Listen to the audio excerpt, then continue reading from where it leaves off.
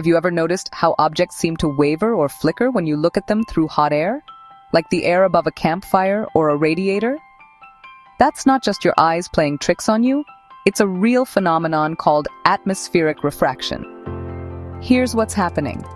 The air close to the fire gets hotter and lighter than the cooler air above it. Because the hotter air is less dense, it actually has a slightly lower refractive index. As light passes through these layers of air with changing densities, its path bends and shifts. That's why the position of whatever you're looking at seems to dance around. Now let's take this idea and scale it up, way up. The twinkling of stars in the night sky. That's atmospheric refraction happening on a massive scale. As starlight travels through Earth's atmosphere, it passes through layers of air with slightly different temperatures and densities. Each layer bends the light differently, so the apparent position of the star keeps shifting. Because stars are so far away, they look like tiny points of light, and these tiny shifts make them seem to flicker or twinkle.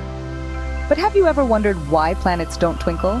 That's because planets are a lot closer and appear as tiny disks to us, not points. All the little variations in the light from different parts of the planet average out, so the twinkling effect gets cancelled. Here's something even cooler. Did you know the sun actually rises about 2 minutes before it's truly above the horizon and sets about 2 minutes after it's gone? Atmospheric refraction bends the sun's rays, letting us see it even when it's technically below the horizon. Plus, that weird flattening you see at sunrise and sunset? Yep, it's the same trick of the atmosphere. So next time you see a shimmering mirage, a twinkling star, or a strangely shaped sunset, you'll know it's all about the wild ways light bends through our ever-changing atmosphere.